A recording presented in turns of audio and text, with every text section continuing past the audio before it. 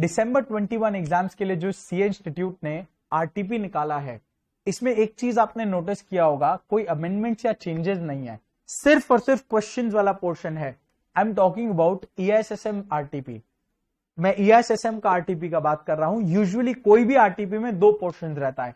Number one, some sort of amendments या changes which we have to be aware of, क्योंकि वो exam में आने का उसका एग्जाम में आने का प्रोबेबिलिटी बहुत हाई रहता है। It's highly testable, right. उठ के डायरेक्टली अमेंडमेंट्स आ जाते हैं, उससे 15-20 नंबर तो आ ही जाता है कई बार। और दूसरा पोर्शन रहता है क्वेश्चंस वाला। ईआईएसएसएम के आरटीपी में अगर आप नोटिस कर रहे होंगे, देयर आर नो चेंजेस और amendments which is there, right. So क्या कोई अमेंडमेंट्स या चेंजेस नहीं है? जो भी अमेंडमेंट्स और चेंजेस इंस्टीट्यूट को करना था उसने अपने स्टडी मटेरियल में ही इनकॉर्पोरेट कर दिया था। स्टडी मटेरियल के बाद और नया कोई अमेंडमेंट्स या चेंजेस नहीं है जो अपने को कवर करना है। Done.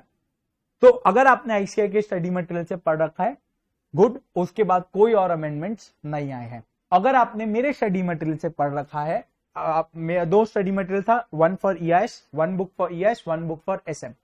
So those two books are more than enough. उसके बियॉन्ड कोई और अमेंडमेंट या चेंजेस नहीं है जो आपको कवर करना है। रीजन कि मैंने भी आईसीआई के नए स्टडी मटेरियल के बेसिस पे स्टडी मटेरियल बना के आपको दिया था। कोई टेंशन नहीं है, कोई अमेंडमेंट या कोई चेंजेस नहीं है जो आपको कवर करना है। अपने को सिर्फ और सिर्फ क्या चीज पे ध्यान देना है, वो दो बुक पढ़ने पे and then solving some of these questions. ये जो क्वेश्चंस है आरटीपी में जो दिया हुआ है वो सॉल्व कर लेते हैं। अगेन क्वेश्चंस में दो टाइप से है। एक अपना एग्जाम में जो एमसीक्यूज का पोर्शन आता है, एमसीक्यू है। ईआईएस में केस बेस्ड एमसीक्यू है। एसएम में एक केस है और बाकी कुछ कुछ डायरेक्ट भी है। सो डायरेक्ट क्वेश्चन तो बड़े सिंपल वाले होते हैं। केस बेस्ड एमसीक्यू ही होता है जो आपको थोड़ा सा बॉदर करने लगता है। और इसी के लिए मैंने एक वीडियो बनाया था, how to solve MCQs, how to what should be the approach of solving MCQs in the exam. वो वीडियो अगर आपने नहीं देखा है, मैंने डिस्क्रिप्शन बॉक्स में डाल दिया है। दो एमटीपी मॉक टेस्ट पेपर जो आईसीए का भी रिसेंट वाला दोनों मॉक टेस्ट पेपर्स है, उन दोनों पेपर्स का मैंने रेफरेंस लेके बनाया है वो वीडियो। आपको देखना, आप चाहो तो एक देख लेना। मैं समझ रहा हूं टाइम कम है, एक देख लेना अगर आपको मन करे, और उससे आपको आइडिया लग जाएगा किस तरीके से अपने को सॉल्व करना चाहिए एमसीक्यूज। और अगर है टाइम तो थोड़ा फास्ट फॉरवर्ड करके दोनों देख लो तो बेटर है, प्रॉपर आइडिया भी लग जाएगा। सो अब आरटीपी का हम क्या करेंगे मैं आपको अभी बता रहा हूं। रहा बात एमसीक्यूज का, वो तो हम जो अप्रोच हमने डिस्कस कर रखा है उसी अप्रोच से सॉल्व कर लेंगे। अगर इनकेस आपका कोई और अप्रोच है, be free to use it, कोई टेंशन का बात नहीं है। जो आपने जिस तरीके से कर रखा है वैसे करो, जो आपको कंफर्ट लगे वही करो। सो एमसीक्यूज हम सॉल्व कर लेंगे both for EIS and for SM. उसके बाद जो क्वेश्चंस है वो आप देखोगे सारा का सारा अपने स्टडी मटेरियल्स में ही कवर्ड है। आईसीआई के स्टडी मटेरियल में भी है और मेरे स्टडी मटेरियल में भी है। तो स्टडी मटेरियल से उठ के सारा क्वेश्चंस आया हुआ है। व्हाट वील डू इज, मैंने देखो यहाँ पे आपके लिए स्टडी मटेरियल भी साथ में खोल रखा है, ये चैप्टर 1 खोल रखा है और एसएम का भी खोल रखा है, राइट, दोनों खोल रखा है। तो हम लोग क्या करेंगे, जितने भी डायरेक्ट क्वेश्चंस है, एमसीक्यू तो सॉल्व कर ही लेंगे, और जितने भी बाकी के क्वेश्चंस आए हैं जो नॉर्मल डिस्क्रिप्टिव क्वेश्चंस आते हैं, वो मैं आपको डायरेक्टली स्टडी मटेरियल में ही मार्क करा दूंगा। इससे क्या होगा, आप भी साथ साथ खोल लो और मार्क कर लेना। इससे क्या होगा, द बेनिफिट वो क्या होगा, उससे वापस से आपको आरटीपी रेफर नहीं करना पड़ेगा राइट बिफोर द एग्जाम। एक बार मार्क कर लिया, टॉपिक में मार्क कर लिया, टॉपिक के ऊपर में आरटीपी लिख लो, मार्क कर लिया। इससे फायदा ये होगा जब एग्जाम के पहले वाले दिन रिवाइज कर रहे होगे, रिवाइज करते करते आपको समझ में आ जाएगा, अच्छा ये आरटीपी में पूछा हुआ है, इस टर्म के आरटीपी में ये क्वेश्चन मेंशन्ड है। So you will focus on that question, ताकि आपका वो इनकेस अगर डायरेक्ट क्वेश्चन उठ के आ जाए तो वो मार्क्स अपने पॉकेट कर ले, राइट। नया कुछ नहीं है, नया कुछ नहीं है, वापस मैं बता रहा हूं, इसमें नया कुछ नहीं है, सब वही सब है जो हमने पढ़ रखा है, बस एक बार मार्क कर लेंगे। It's just a practice session और कुछ नहीं। एमसीक्यू सॉल्व कर लेंगे और जितने भी क्वेश्चंस है बुक में अपने मार्क कर लेंगे कि उसको ठीक है, एक बार अपने पास में मार्किंग रहे, हाँ ये सब आरटीपी में इस बार का कवर्ड है। That's it, done. तो चलो करते हैं, पहले ईआईएस का यानी सेक्शन ए ईआईएस का एमसीक्यू सॉल्व करते हैं। केस बेस्ड एमसीक्यू है। मेरा अप्रोच यही रहता है, मैं पहले क्वेश्चंस पढ़ता हूं। अगर आपको पहले केस पढ़ना है, you're most welcome to follow that approach। कोई टेंशन नहीं है, अभी अप्रोच चेंज मत करना। पर इनकेस आपको ये सिंपल लगे या ज्यादा कन्वीनियंट लगे वो करना। तो पहले आप एक बार सारा क्वेश्चंस पढ़ लो। तो देखो पहले क्या बोला, sure success trainers app mentioned होगा इस केस में, इसके बारे में provide the facility to request for the change in his और her course even after registration in case a student wishes to. ठीक है, a registered student can generate the course change request through the app which subsequently course change request वो generate कर सकता है which subsequently is restricted to be approved by any authorized admin personnel of Sure Success trainers. Such restriction refers to which feature of BPA? मतलब ये क्या बोलना चाह रहा है, एक कोर्स चेंज का रिक्वेस्ट वो डालेगा, स्टूडेंट डालेगा, so it has to be approved by authorized admin personnel of Sure Success traders, right? Trainers, sorry. तो कौन सा बीपीए का कौन सा रिस्ट्रिक्शन यहां पे अप्लाई कर रहा है? टीका पढ़ रखा है ना, टाइमलीनेस, इंटेग्रिटी, कॉन्फिडेंशियलिटी, अवेलेबिलिटी, बस वही है बीपीए का टीका, राइट?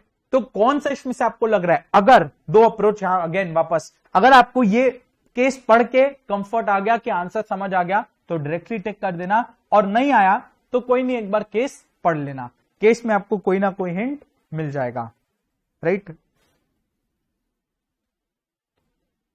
तो हम लोग क्या करेंगे, अगर मैं आपको ये बताऊं, ध्यान दो अगर आप क्वेश्चन पे, तो क्या बोल रहा है, कोर्स चेंज का रिक्वेस्ट प्लेस किया which is subsequently approved by authorised admin personal, मतलब कोई भी अनऑथराइज्ड मॉडिफिकेशंस पॉसिबल नहीं है। वो चेंज अगर हम करेंगे, अगर हमको चेंज करना है तो पहले रिक्वेस्ट प्लेस करना पड़ेगा, कोई सामने से अप्रूव करेगा, तब जाके हम कोई और कोर्स को रेफर कर पाएंगे, कोर्स चेंज कर पाएंगे, राइट? दैट मीन्स जो ऑथराइज्ड लोग हैं वही अपना डेटा यूज कर सकते हैं, कोई अनऑथराइज्ड मॉडिफिकेशंस पॉसिबल नहीं है। दैट मीन्स ये अपना इंटेग्रिटी को इंश्योर करके रखा है, because there are no unauthorised modifications. Confidentiality होता है अनऑथराइज्ड डिस्क्लोजर, अवेलेबिलिटी होता है कि किसी, it should be available to all to the required personnel at all times, और टाइमलीनेस होता है एट द राइट टाइम वो अवेलेबल होना चाहिए। तो यहाँ पे इंटेग्रिटी का बात कर रहा है ना, रिस्ट्रिक्शन है, लगा के रखा है, पहले अप्रूवल रिक्वेस्ट प्लेस करो, वो अप्रूव करेंगे तभी आपका कोर्स चेंज हो पाएगा, आप अपने मर्जी से कोर्स चेंज नहीं कर सकते। इंटेग्रिटी, अनऑथराइज्ड मॉडिफिकेशंस नहीं होगा। Next, Core Course Magazine analyzed the performance of various training institutes on different parameters based on which nationwide second ranking was awarded to Sure Success trainers. Which among the following technologies is utilized by Core Course Magazine for collecting data from internal and external sources, analyzing the data and creating a report? मतलब कौन सा technique या tool वो use कर रहा है, for doing what, for collecting the data of various training institutes, analysing the data and then creating a report. क्या tool use कर रहा है? चलो इसके लिए इट्स बेटर कि आप एक बार केस रेफर करेंगे, हम तो करेंगे। Next, Sure Success Trainer app has controls implemented at the operating system level. Operating system level पर कंट्रोल्स इंप्लीमेंट कर रखा है, that each registered student has access to only his और हर रजिस्टर्ड कोर्स। सिर्फ वही रजिस्टर्ड कोर्स को मैं access कर सकता हूं जो मैंने खरीद रखा है, and its relevant content. Identify which type of operating system controls. पहले तो ये आइडेंटिफाई करो कि भाई ये ऑपरेटिंग सिस्टम कंट्रोल क्या था। कहां पढ़े थे ऑपरेटिंग सिस्टम कंट्रोल? पढ़ाया था ना लॉजिकल एक्सेस कंट्रोल्स में, राइट? और इनफैक्ट अगर आप इस तरीके से देखो, मैंने आपको ऐसा ही कुछ एग्जाम्पल के थ्रू ये टॉपिक कवर कराया था कि आप वही कोर्सेज, वही सब्जेक्ट या वही कोर्स आप देख पाओगे जिसका एक्सेस हम आपको प्रोवाइड करते हैं, right? Correct, which is being implemented here. Access token वाला पॉइंट, वही कोर्स आप देख पाओगे, एक्सेस टोकन, आपको उसी एक्सेस का टोकन दिया जाएगा जो कोर्स आप खरीदे हो, और वो हम कैसे देंगे? अपने पास में एक एक्सेस का कंट्रोल लिस्ट रहता है, access control list, master list रहेगा जिसके थ्रू हम आपको एक्सेस अलाउ करते हैं, एक्सेस टोकन, राइट? अब मान लो आपको एक्सेस टोकन नहीं ध्यान आ रहा, तो यहां पे तो वर्ड एक्सेस दिया है ना, कौन वही कोर्स हम एक्सेस करेंगे which we are authorised to access. तो ऑटोमेटिकली टर्मिनल आइडेंटिफिकेशन तो नहीं होगा, यूजर आइडेंटिफिकेशन का यहाँ कोई बात नहीं है, यहाँ तो एक्सेस का बात कर रहा है, टर्मिनल टाइम आउट नहीं, तो बचा एक्सेस टोकन ही ना। नेक्स्ट, अगेन वहां पे भी केस स्टडी नहीं पढ़ना पड़ा। The mode of digital payment allowed in sure success trainers app are net banking, debit card and credit card. 3 digital mode का पेमेंट अलाउड है, बहुत बढ़िया। Which of the following statement does not hold true? Does not hold true माने false, does not hold true माने कौन सा false है, या बोलो तो कौन सा इनकरेक्ट है, राइट? देख लेते एक बार चारों ऑप्शन पढ़ के। थ्रू डेबिट कार्ड 3,000 रुपए का ट्रांजैक्शन किया गया, which led to the deduction of said amount from his bank account immediately। ये आपको मालूम है, अगर डेबिट कार्ड है तो भाई अमाउंट डिडक्ट तुरंत होगा, इमीडिएटली होगा, सो ये सही है, this can not be the answer. Number 2, if Mrs Rita successfully paid 5,000 online for registration वगैरह वगैरह थ्रू हर क्रेडिट कार्ड के थ्रू पे किया 5,000 रुपया, this implies that there should have been sufficient balance in a bank account for the transaction to get completed.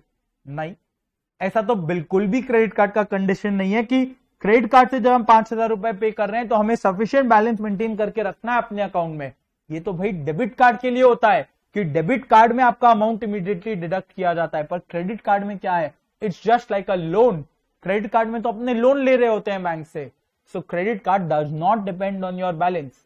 हो सकता है आपका balance 0 हो सकता है आपका बैलेंस 5 लाख रुपए हो, पर अगर आपको 5,000 का पेमेंट करना है, आप आइदर केस में 5,000 का पेमेंट कर सकते हो, और क्रेडिट कार्ड का जब बिल आएगा देन आप उसको रीपे कर देना। So therefore this is incorrect, यही तो अपना इनकरेक्ट है, this is the answer. Sufficient balance का कुछ रिक्वायरमेंट नहीं है। नेक्स्ट दोनों भी एक बार पढ़ लेते हैं। क्रेडिट कार्ड को यूज करने में 4,800 का पे किया गया transaction, and the transaction got over with charge of some fixed amount as transaction fees.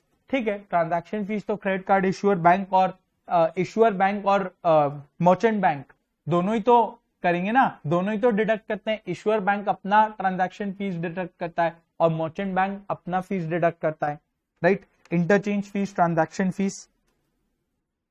Next, if the payment for the course has been done by Mr Ram using his debit card, this indicates he must be having a bank account in DLF bank. Of course debit card तो bank account से directly linked होगा, तो आपको account होना, आपके लिए account होना जरूरी होता है। Next question number 5, sure Success trainer. Again इसमें भी नहीं पढ़ना पड़ा case. Sure Success trainer has approached BNC bank, अगर दिया होगा ना ऊपर में, क्या दिक्कत है? तो हमने एक बैंक को अप्रोच किया for loan of 20 lakhs। To do so the bank will undergo the process of creating a master in the loan disbursement system. Okay. After filling the loan application form, following steps are involved in creation of masters in loan disbursement system। Master कैसे create कर रहा है, यहाँ पे 5 चीज आपको दिया गया है। क्वेश्चन क्या पूछा है, what would be the correct sequence of the process? Correct sequence क्या है लोन मास्टर क्रिएशन करने में, राइट? एप्लीकेशन फॉर्म बना, मास्टर को कैसे क्रिएट करना है आपको तो पता ही है, एकदम मस्त चार्ट फॉर्म में हमने डिस्कस कर रखा है प्रोसेस। देखो तो क्या होगा इसमें, केवाईसी। हाँ, सबसे पहले आप क्या करते हो, कस्टमर हो, बैंक के पास जाओगे, बैंक में रिलेशनशिप मैनेजर आपसे केवाईसी मांगेगा। सो देख लेते हैं, बैंक रिलेशनशिप मैनेजर कुछ दिखा है नहीं, रिलेशनशिप मैनेजर करनी है। सो पहला पॉइंट अपना यही हो गया कि रिलेशनशिप मैनेजर आपसे केवाईसी और अदर डॉक्यूमेंट्स मांगेगा। मांग लिया, बहुत बढ़िया बात है। दूसरा, फिर वो क्या करेगा, रिलेशनशिप मैनेजर, मैं आपको ऑप्शन नहीं पढ़ा रहा, प्रोसेस को रिलेट करा रहा हूं। केवाईसी डॉक्यूमेंट्स ले लिया कस्टमर से, फिर वो क्या करेगा, ये डॉक्यूमेंट्स को एक बार देख लेगा और किसको फॉरवर्ड करता है एनालिसिस के लिए, क्रेडिट टीम या रिस्क टीम। पहले तो उनको ही फॉरवर्ड किया जाएगा, तो उनको फॉरवर्ड कर दिया। सैंक्शन लेटर तो अभी नहीं आएगा, पहले क्रेडिट टीम का बात। हाँ, ये रहा, देखो, credit team verifies the documents, right, forward for credit worthiness. तो ये हुआ अपना सेकेंड स्टेप। क्रेडिट वर्दीनेस के लिए क्रेडिट टीम वेरीफाई करेगा। फिर क्रेडिट टीम जब वेरीफाई कर लेता है, वेरीफाई कर लेगा क्रेडिट वर्दीनेस, उसके बेसिस पे सैंक्शन लेटर इश्यू किया जाएगा। सैंक्शन लेटर क्या हुआ भाई, क्या लोन डिसबर्स कर दिया? नहीं, सैंक्शन लेटर खाली इतना बताएगा कस्टमर को कि आपको इतना तक का लोन अप्रूव किया जाएगा। Is it acceptable to you or not? It's just like an offer letter. Offer letter customer को भेजा जाता है, कस्टमर फिर साइन करेगा या नहीं करेगा, अगर नहीं किया तो बात उधर खत्म, साइन किया तो यानी उसने एक्सेप्ट कर लिया कि हाँ मुझे चलेगा, ये लोन का लिमिट चलेगा, आप आगे प्रोसेसिंग का काम करा दो। फिर वहां पे डिसबर्समेंट टीम एक प्री डिसबर्समेंट सर्टिफिकेट बनाया जाएगा, प्री डिसबर्समेंट सर्टिफिकेट बनाने के बाद उसके बेसिस पे मास्टर्स क्रिएट किया जाता है एंड आफ्टर दैट डिसबर्समेंट वगैरह का काम होता है, राइट। तो देखो फिर क्या होगा, सैंक्शन लेटर वाला पॉइंट, तो ये हो गया नंबर 3। उसके बाद सैंक्शन लेटर क्रिएट हो गया, फिर कस्टमर एक्सेप्ट करेगा या रिजेक्ट करेगा, ऐसा कुछ लिखा है यहाँ पे, कहीं नहीं लिखा है। तो उसके नेक्स्ट स्टेप में क्या होगा, डिसबर्समेंट टीम अपना प्री डिसबर्समेंट सर्टिफिकेट बनाएगा based on the sanction letter and customer approval, right. So disbursement team prepares pre-disbursement certificate containing the details of all facilities, ठीक है। तो ये हो गया अपना नंबर 4। तो पहला अपना 1 होना चाहिए, फिर होना चाहिए अपना नंबर 3, फिर होना चाहिए नंबर 2, फिर होना चाहिए नंबर 5, और लास्ट में ऑफ कोर्स यही होगा कि भाई मास्टर क्रिएट हो जाता है। तो ये हो गया अपना लास्ट में 4।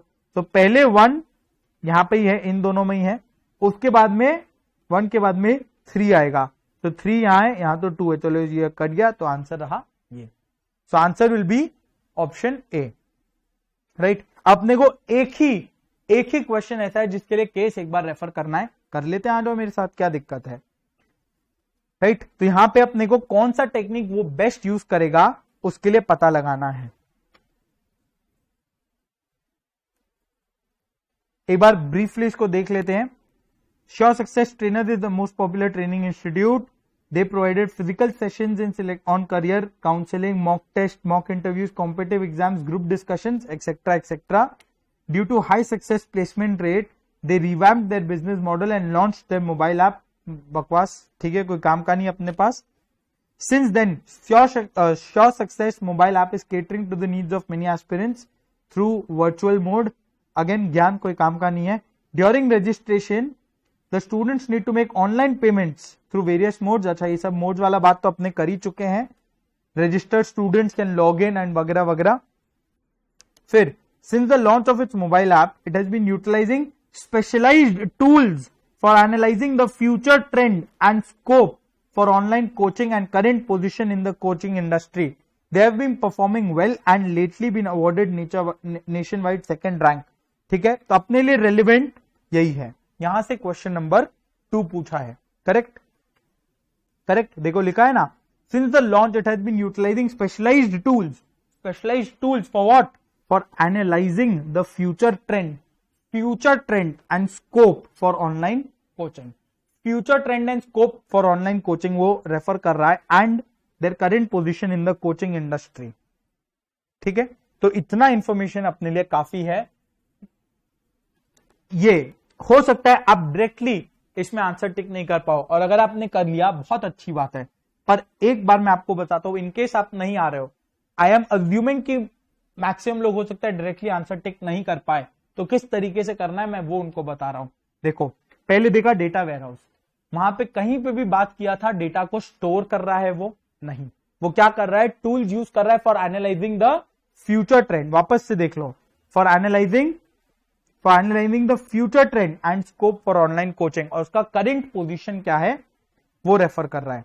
सो देयरफॉर डेटा वेयरहाउस काम का नहीं है, कि वहां पे तो डेटा को पहले स्टोर करते हैं for further analysis, right. Business intelligence possible है, क्यों, कि भाई ये तो एक बिजनेस ही है, sure success trainers is a business, और वो एक टूल है। Business intelligence is a set of tools which helps us analyse the future, वो फ्यूचर को एनालाइज करने में, प्रिडिक्ट करने में हेल्प करता है, करेक्ट। तो ये पॉसिबल आंसर है।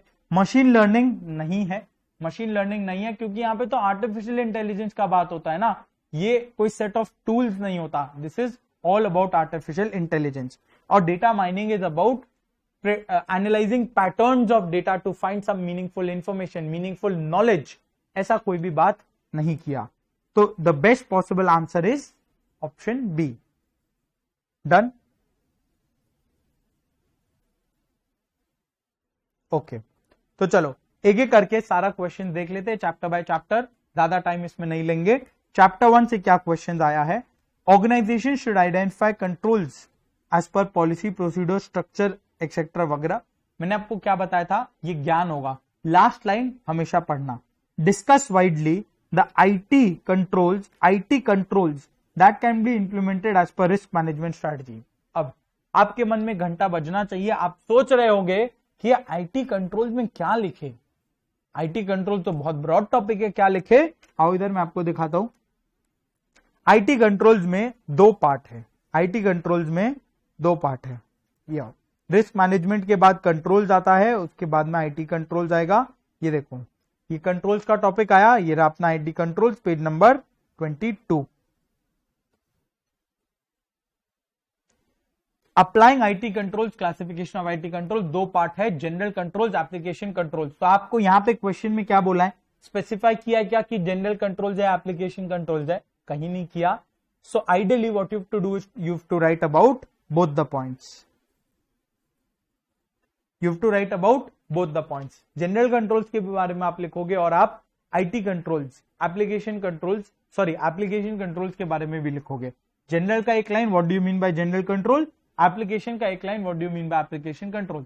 एप्लीकेशन कंट्रोल्स का कुछ जो कंट्रोल्स है वो आपने लिख लिया, और जनरल कंट्रोल्स का जो कंट्रोल्स है कुछ पॉइंट्स वहां लिख लिया। अगेन जनरल कंट्रोल्स बहुत बड़ा टॉपिक है, आपके मन में आएगा कि ये सारा लिखना है, नहीं।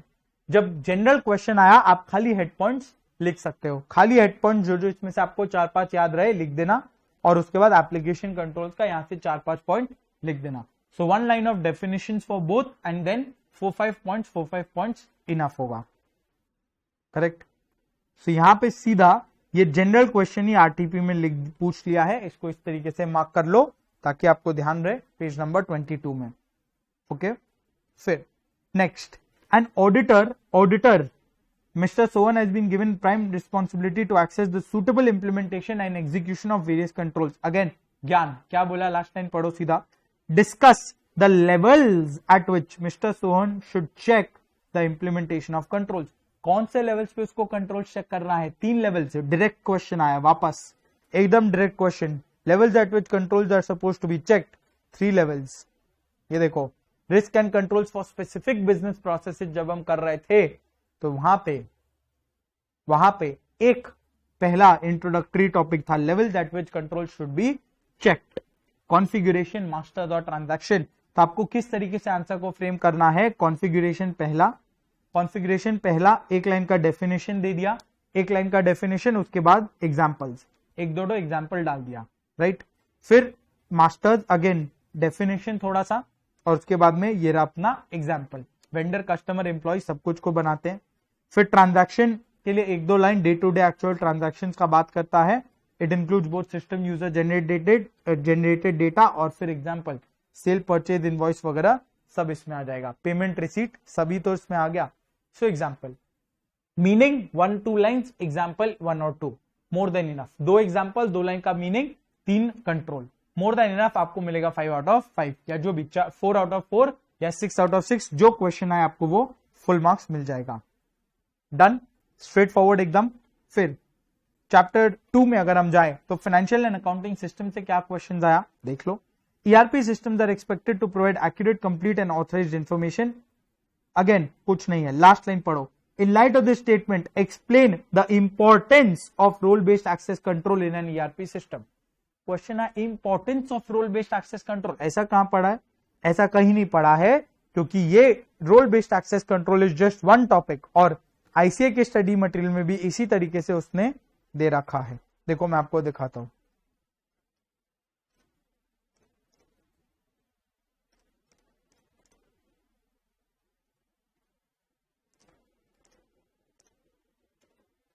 ये रहा पेज नंबर 80। पेज नंबर 80 में अगर आप आओगे तो there is a topic which is known as role based access controls. Role based access controls आपको यहीं से लिखना है जो लिखना है। क्या पूछा है, explain the importance of role based access controls. Question में आया इंपॉर्टेंस, अब क्या इंपॉर्टेंस लिखा है कहीं पे भी अलग से टॉपिक में, नहीं। तो आप रोल बेस्ड एक्सेस कंट्रोल को पूरा डिफाइन करते हुए चलो। जैसे आपको यहां से डेफिनेशन मिल जाएगा, यहां से डेफिनेशन मिल जाएगा, राइट, यहां से डेफिनेशन मिल जाएगा, उसके बाद टाइप्स मिल जाएगा, ये इंपॉर्टेंट है, ये आप इसमें लिख सकते हो, मैंडेटरी और डिस्क्रिशनरी, राइट। उसके बाद में आप एक और क्या लिख सकते हो, सिग्निफिकेंस एंड इंपॉर्टेंस बोल के एक लाइन, एक हेडिंग ऐसे दे देना, और उसमें नीड टू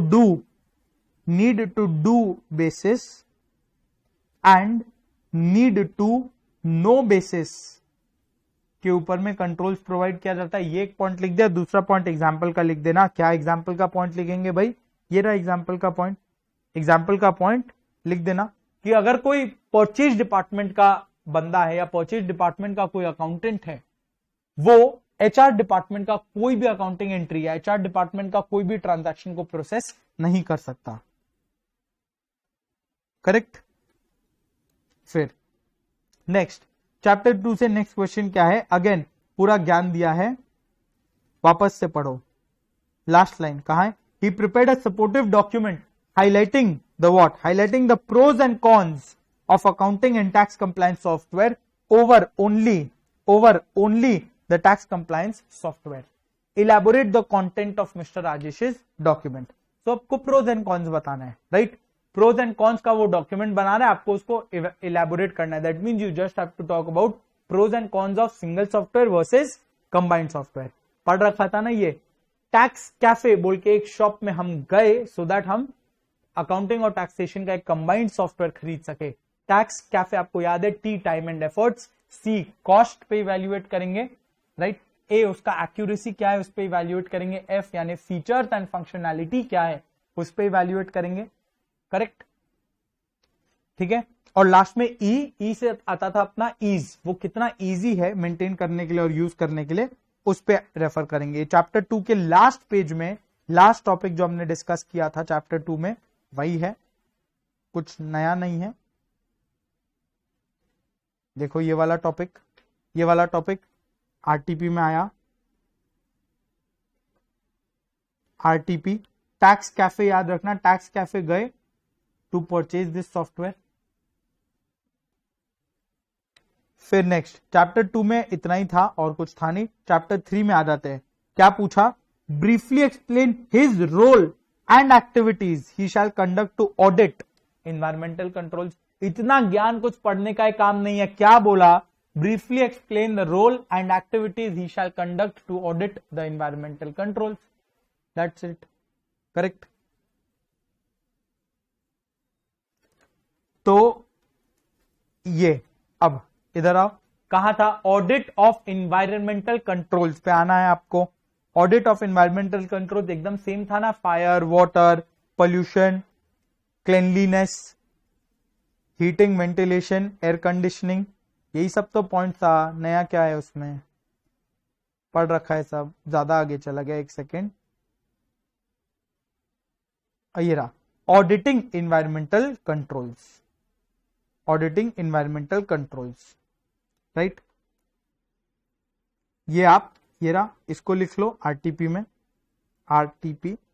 और यहां पे अगर आप देखोगे क्वेश्चन में 2 पार्ट मांगा है, briefly explain the role of auditor and activities required to conduct environmental controls. So ideally institute ने भी यही क्वेश्चन दिया है, यही आंसर है इंस्टीट्यूट का। डायरेक्टली वो ये 6 पॉइंट लिख दिया और पूरा का पूरा मार्क्स आपको मिल जाएगा। पर मैंने आपको एक चीज यहां पे मार्क करा कर रखा था। अगर आप देखोगे फिजिकल एक्सेस कंट्रोल्स में ऑडिट में आओगे तो यहां पे रोल ऑफ आईएएस ऑडिटर दिया हुआ है। रोल क्या होना चाहिए, रिस्क असेसमेंट, रिस्क को असेस करेगा, कंट्रोल्स को असेस करेगा और फिर डॉक्यूमेंट्स को रिव्यू करेगा।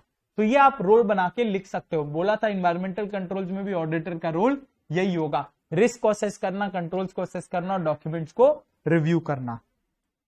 फिर उसके बाद फिजिकल, ये एनवायरमेंटल कंट्रोल्स का ऑडिट में क्या आएगा, ये रहा अपना फायर, वाटर, पोल्यूशन का 2 पॉइंट, पावर का 2 point, power conditioning, backup power, फिर पोल्यूशन से related cleanliness and then heating, ventilation, air conditioning, सब तो अपना डिस्कस किया हुआ है। बस यही है। आपको कंट्रोल ध्यान है, कंट्रोल के हिसाब से लिख लो। और मैंने बताया था ऑडिट में खाली वो लैंग्वेज डाल दो, सब इफेक्टिव होना चाहिए, एडिक्वेट होना चाहिए, it must be tested properly, maintained time to time, उसका मेंटेनेंस होना चाहिए। यही सब तो आपको लिखना है और क्या लिखना है। करेक्ट, तो ये भी सिंपल। नेक्स्ट क्या बोला, the processor controls of the application software are responsible to reduce expected losses from errors and irregularities associated with central processors. Discuss these controls. भावुक होके आप इसमें क्या करोगे, प्रोसेसर कंट्रोल्स पढ़ा, यहाँ पे सारा का सारा प्रोसेसर कंट्रोल्स लिखना चालू कर दोगे, सारा का सारा प्रोसेसर कंट्रोल्स लिखना चालू कर दोगे। पर क्या लिखा है, processor controls of the application software responsible to reduce expected losses associated with central processors. Discuss this controls, मतलब आपको सेंट्रल प्रोसेसर का जो स्पेसिफिक कंट्रोल था वो डिस्कस करना है। ध्यान होगा प्रोसेसर कंट्रोल्स में हमने डिस्कस किया था, it talks about data processing overall, ये लाइन याद है ना, it talks about data processing overall. Point number 1 data processing. इसको करने के लिए आपको दो चीज चाहिए, दोनों ही चीज चाहिए, हार्डवेयर और सॉफ्टवेयर बोथ। हार्डवेयर में क्या आएगा, प्रोसेसर, ये टर्म तो सुना हुआ होगा, TERM टर्म तो सुना हुआ होगा, and real memory and virtual memory, ये हार्डवेयर अपने को चाहिए और फिर अपने को सॉफ्टवेयर चाहिए। तो पॉइंट नंबर 1 डेटा प्रोसेसिंग, और फिर प्रोसेसर का ये term T timing controls, error detection and correction, R component replication, M multiple execution states. ध्यान होगा, ध्यान नहीं होगा मतलब ऐसे आपको पढ़ना पड़ेगा ध्यान लाने के लिए, करेक्ट। तो मैं आपको यहां पे मार्क करा देता हूं, ये है एप्लीकेशन कंट्रोल्स में, ये अपने पास में एप्लीकेशन कंट्रोल्स में, ये देखो कम्युनिकेशन प्रोसेसिंग कंट्रोल्स, कम्युनिकेशन और प्रोसेसिंग कंट्रोल्स। ध्यान रखना ये है अपना प्रोसेसिंग कंट्रोल्स माने डेटा प्रोसेसिंग ओवरऑल, और ये अपना प्रोसेसर कंट्रोल्स। प्रोसेसर कंट्रोल्स पे टिक मारो और लिखो RTP, मतलब ये टर्म जो हमने डिस्कस कर रखा था ये आपको ध्यान रखना है, करेक्ट। चारों पॉइंट है बस यहाँ पे, डायरेक्ट स्ट्रेट 4 मार्क्स का क्वेश्चन है ये, क्लियर। नेक्स्ट, बस हो गया, यस का इतना ही है, 15 तक ही है, 4 क्वेश्चन और एक बार डिस्कस करते और फिर SM में मूव करते, ज्यादा टाइम नहीं देंगे RTP में। क्या बोला, ग्रीन कंप्यूटिंग का बेस्ट प्रैक्टिसेस का बात कर रहा है, elaborate some practices in detail. अब आपको पूरा पढ़ना चाहो तो आप पढ़ लेना क्वेश्चन, कुछ भी बात नहीं किया है, ग्रीन कंप्यूटिंग का बेस्ट प्रैक्टिसेस को इन डिटेल डिस्कस करना है, राइट।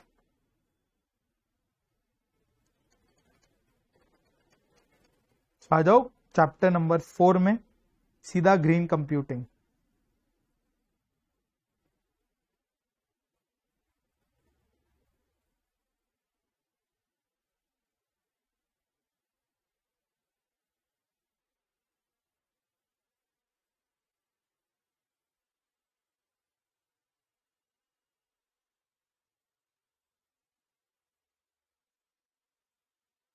ये रहा ग्रीन कंप्यूटिंग बेस्ट प्रैक्टिस। अगर आपको ध्यान होगा इसको भी स्टोरी फॉर्म में डिस्कस किया था। पहले तो हम कंप्यूटर परचेज करेंगे, तो परचेज करने के टाइम अपने को एनवायरमेंटली साउंड परचेज डिसीजन लेना है, फिर उसको अपने यूज करेंगे। तो यूज करने के टाइम में एनर्जी एफिशिएंसी और पेपर कंजम्पशन को रिड्यूस कर रहा है, देखो नीचे, reduce paper consumption, conserve energy. फिर उसको जब डिस्पोज करने का बात आएगा तो ढंग से डिस्पोज करेंगे, रिसाइकल करेंगे और ना कि उसको स्क्रैप कर देंगे। और ये सब चीज को इंश्योर करने के लिए एक एनवायरमेंट, एक सस्टेनेबल ग्रीन कंप्यूटिंग प्लान बनाओ। डिस्कस किया था ना, इस तरीके से 5 पॉइंट डन है आपका। तो बस यही RTP में आया हुआ है, RTP में यही क्वेश्चन है, एकदम स्ट्रेट फॉरवर्ड कॉपी पेस्ट कर दिया है और कुछ भी नहीं, स्ट्रेट फॉरवर्ड कॉपी पेस्ट किया। तो आपको क्या करना है, 5 हेडिंग्स आपको लिखना है, 5 हेड पॉइंट्स आपको लिखना है और अंदर में 2-2 या 3-3 पॉइंट लिखते हुए चल जाना। 2-2 पॉइंट उसको एक्सप्लेन करने के लिए 2-3 पॉइंट, जो भी छोटा छोटा 2-3 पॉइंट्स अपना बहुत पढ़ा हुआ है उसमें से कुछ भी उठा के लिख देना। डन। नेक्स्ट क्या बोल रहा है, identify the cloud computing service model. मतलब आपको पढ़ना पड़ेगा, आइडेंटिफाई करने को बोल दिया, क्या ये सॉफ्टवेयर एज ए सर्विस है, क्या ये इंफ्रास्ट्रक्चर एज ए सर्विस है, प्लेटफॉर्म एज ए सर्विस है या सॉफ्टवेयर एज ए सर्विस है। तो पहले आइडेंटिफाई कर लेते हैं and then further discuss the models different instances. यहाँ पे इंस्टेंसेस पूछ लिया, यूजुअली इंस्टेंसेस पूछता नहीं है, राइट, और इसलिए टेंडेंसी रहता है यूजुअली लोगों का कि वो छोड़ देते हैं, पर यहां पे इंस्टेंसेस पूछ लिया है। ये वाला पर्टिकुलर क्वेश्चन को एटलीस्ट मार्क कर लेना ताकि आप देख लो, इसको छोड़ नहीं दो। सो क्या बोला, Miss Anita, final year student of undergraduate course had to submit a project report in PDF form. अब नेचुरली इंस्टेंस को आइडेंटिफाई करने के लिए तो आपको पढ़ना ही पड़ेगा ना। शी इनिशियली रिपोर्टेड या prepared her report in MS word, MS word में प्रिपेयर किया and used online software to edit the photos. क्या किया यहाँ पे, ऑनलाइन पूरा का पूरा सॉफ्टवेयर यूज किया टू एडिट द फोटोज। फिर उसके बाद में ऑनलाइन पीडीएफ कन्वर्टर भी यूज किया to convert word file into PDF. PDF converter online, वो भी तो एक पूरा का पूरा सॉफ्टवेयर है, वो सॉफ्टवेयर को यूज किया to convert word file into PDF.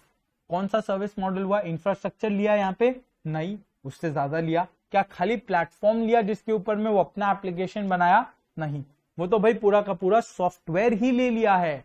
So this is software as a service, SaaS, software as a service. अब सॉफ्टवेयर एज अ सर्विस में आप जब आओगे, पीछे आना होगा इसमें आपको, सॉफ्टवेयर एज अ सर्विस में ये देखो, ये रहा अपना पेज 239 पे आओ, software as a service, software as a service. तो इसको बस मार्क कर लो RTP, या इनफैक्ट ये तो आपका पढ़ा हुआ, हाँ ठीक है, इसको मार्क कर लो RTP। तो एटलीस्ट आप ये तीन चीज देख लो, तीन सॉफ्टवेयर एज अ सर्विस में अपना पॉइंट्स होता है, क्या बोलो तो email, email as a service, email को हम लोग पूरा सॉफ्टवेयर की तरह यूज करते हैं। दूसरा API एज अ सर्विस, ये आपका ऑपरेटिंग सिस्टम में मैंने पढ़ा कर रखा हुआ है। और API as a service, API क्या सर्विस प्रोवाइड करेगा, चैप्टर 2 जब हम ऑपरेटिंग सिस्टम करते हैं तभी ये कवर कर लिया था, API एज अ सर्विस। और फिर number 3 testing as a service, software को टेस्ट भी कराना पड़ता है कि भाई वो सारा कैपेबिलिटीज या रिक्वायरमेंट्स फुलफिल कर रहा है जो हमने मांगा था। Email software, email API and then testing. फिर लास्ट चैप्टर 5 का 2 question, explain various front end applications of core banking system. बड़ा सिंपल सा है। फ्रंट एंड में मैंने आपको 2 चीज बताया था, या इनफैक्ट एक और चीज भी बताया था। सबसे पहले कस्टमर फ्रंट पे क्या होगा, कस्टमर है एक फ्रंट एंड आदमी, वो क्या क्या मोड्स को रेफर करता है। पहले इंटरनेट बैंकिंग में जाता है, दूसरा मोबाइल बैंकिंग करता है, फोन बैंकिंग, तीसरा मोबाइल बैंकिंग वो करता है, राइट। उसके बाद में ब्रांच पे भी रहेगा, कुछ तो मॉड्यूल रहेगा ना ब्रांच, ताकि एक्सेस कर पाए डेटाबेस वगैरह को, तो branch banking. And after that एक ATM का भी पॉइंट रह सकता है, आप लिख सकते हो चाहो तो, वरना छोड़ भी देना, इंस्टीट्यूट में उसको बैकएंड में डाल रखा है। तो एक ATM वाला पॉइंट भी रहता है कि हाँ ATM से भी हम पैसे विड्रॉ कर सकते हैं।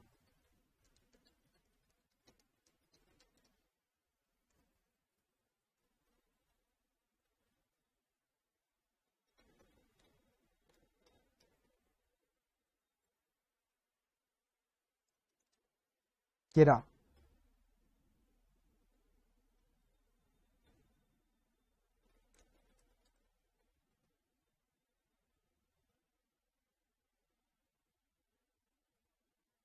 रहा, की मॉड्यूल्स को मार्क कर लो, इंपॉर्टेंट। RTP में आया है ये वाला, RTP में ये वाला पोर्शन आया है, राइट। इसमें आप ATM स्विच को भी चाहो तो लिख सकते हो या छोड़ दो, कोई दिक्कत नहीं है, what ever be the case. उसके बाद लास्ट क्वेश्चन क्या है अपने पास में, what do you think shall be the probable reply off mister x mentioning the relevant provisions of PMLA। PMLA से आप पढ़ के एक्साइटेड हो जाओगे और बोलोगे क्या प्रोसेस पूछ लिया, various layers of money laundering, various stages of money laundering, नहीं, यहाँ पे दूसरा क्वेश्चन पूछा है। ये जो बैंक है BMN bank limited has recently started core banking. Bank approached Mr X for its advice regarding maintenance of records as a reporting entity considering provisions of PMLA। मतलब वो PMLA को रेफर करके कितना साल तक क्या रिकॉर्ड्स मेंटेन करना है, कब करना है, कैसे करना है, उससे रिलेटेड वो बात करता है।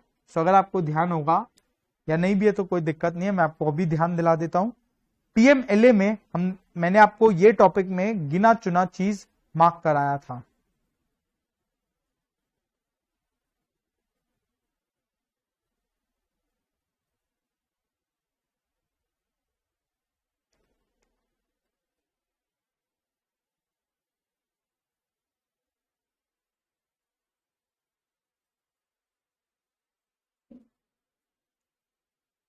ये देखो, ये तो अपना स्टेजेस जो है वो तो इंपॉर्टेंट है ही। उसके बाद में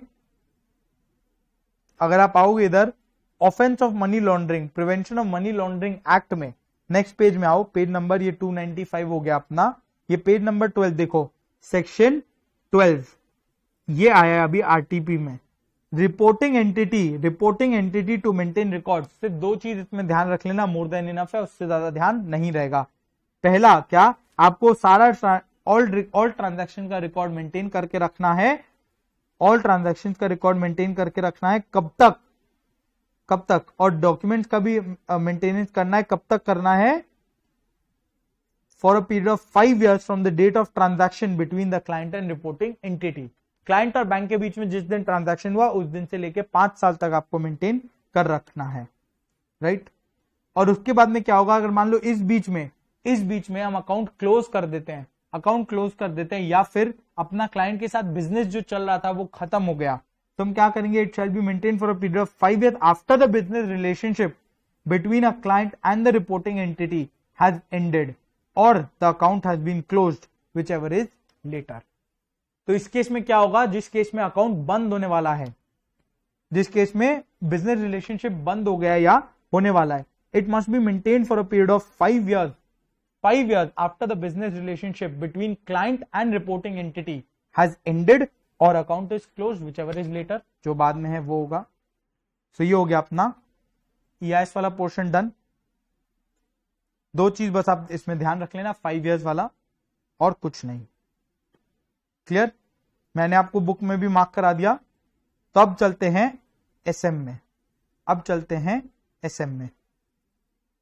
आओ SM को फटाफट से कर लेते हैं। देखो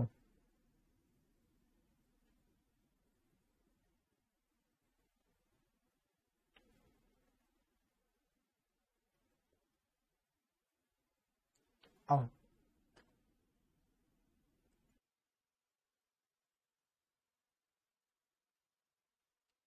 तो इसका क्वेश्चंस पढ़ते हैं। केस का क्या बोला, ओ फार्म कुछ होगा, उसका नया strategy implementation as a result of amendment of agricultural laws resonates with which of the following statements. मतलब उसने कोई नया स्ट्रैटेजी इंप्लीमेंट किया होगा, कोई नया स्ट्रैटेजी लगाया होगा, चेंज ऑफ स्ट्रैटेजी हुआ होगा, तो वो किस प्रिंसिपल के अकॉर्डिंग है, नीचे में दिया होगा किसके अकॉर्डिंग बेस्ट सूटेबल है। चलो ठीक है, चेंज ऑफ स्ट्रैटेजी देखते हैं कहां हुआ। नेक्स्ट क्वेश्चन, शिफ्ट फ्रॉम किसान कल्याण टू उपभोक्ता सेवा is a change in what. पढ़ेंगे तो समझ में आएगा किसान कल्याण क्या था और उपभोक्ता सेवा अपना क्या था, राइट। उसके बाद which of the following was the first and major advantage that helped them achieve cost leadership. ये जो ओ फार्म है जिसका बात कर रहा है बार बार, ये कॉस्ट लीडर है, कॉस्ट लीडरशिप स्ट्रैटेजी फॉलो कर रहा होगा इसका मतलब। सो कॉस्ट लीडरशिप ये कैसे फॉलो कर रहा है, क्या एडवांटेजेस था इसका। नेक्स्ट, इसका मार्केटिंग स्ट्रैटेजी जो है, it is an example of which of the following marketing strategies, which of the following marketing strategies, कौन सा इसका स्ट्रैटेजी है वो देखेंगे। The brand has achieved cost leadership through multiple strategies, but it would be a constant challenge to sustain this leadership because of the following reasons. मतलब cost leadership तो है, पर नेचुरली हर स्ट्रैटेजी का कुछ रिस्क है, कुछ डिसएडवांटेजेस है। तो यहां पे यही बोला है, constant challenge to sustain this leadership because of which reason, वो रीजन को अपने को आइडेंटिफाई करना है, राइट। ठीक है, बस इतना ही था, आगे तो डायरेक्ट क्वेश्चंस आ रहे हैं, तो पढ़ते हैं, आ जाओ। 5 क्वेश्चन पढ़ लिया। पहला पैराग्राफ देखो, ओ फार्म एक ऑर्गेनिक फार्म प्रोडक्ट्स ब्रांड है which is operating in India. It has a decent history, revenue 50 crore, CAGR 11%, कोई काम का नहीं है। Next, while the company operated on किसान कल्याण था ना, क्वेश्चन नंबर 2 किसान कल्याण, तो इसका ये या तो विजन मिशन ऐसा कुछ होगा किसान कल्याण, that means farmer friendly agenda since its inception, जब से वो शुरू हुआ उसका कुछ तो, मान लो विजन है या मिशन है, क्या है ये तो आइडेंटिफाई करना है, कुछ तो फार्मर कल्याण किसान कल्याण था, यानी farmer friendly since Inception. The rough times ahead, environment में कुछ चेंज हुआ होगा which is called for changes, बोला ना स्ट्रैटेजी इंप्लीमेंटेशन में भी कुछ चेंज आ रहा है. The recent amendments in agricultural laws, though indirectly related to organic farming, have posed immense threat to how the business operates. The leaders have been proactive in shifting gears and budgeted funds for shifting focus to उपभोक्ता सेवा. That means customer orientation. क्या है ये? क्या है ये? क्या ये क्वेश्चन नंबर 2 में आओ, क्या ये मिशन है, विजन है, प्रमोशन है या प्रोडक्ट है? ना तो ये प्रमोशन है ना तो ये प्रोडक्ट है, राइट. कोई प्रोडक्ट का बात नहीं किया, कोई प्रमोशन का स्ट्रेटजी का बात नहीं हुआ था. तो मतलब विजन या मिशन क्या है? What is it? मिशन होता है which focuses on the present, future होता है which focuses on the direction, किस दिशा में वो जाना चाहता है. तो अगर आप देखोगे कहीं ना कहीं ये विजन का बात कर रहा है, फोकस उसका उपभोक्ता सेवा हो गया, मतलब लॉन्ग टर्म का बात कर रहा है ना. अब पहले इसका लॉन्ग टर्म फोकस था किसान कल्याण, सिंस इंसेप्शन किसान कल्याण पे चल रहा था ये. अब ये अपना विजन बदल चुका है टू उपभोक्ता सेवा, यानी कस्टमर ओरिएंटेशन. That's it. अब and at the same time मैंने आपको बोला था MTPC फोकस भी होता है विजन में, मार्केट्स, टेक्नोलॉजी, प्रोडक्ट, कस्टमर्स. ये ना कस्टमर ओरिएंटेशन. तो vision is the better answer, right? Correct. Next question 1 में क्या बोला? New strategy implementation. जो ये नया स्ट्रैटेजी हुआ ना, एक तरह से किसान कल्याण जो इसका विजन है उसको फॉलो करने के लिए कुछ स्ट्रैटेजी था. अब नेचुरली जब विजन चेंज हुआ तो स्ट्रैटेजी भी बदलेगा ना, right?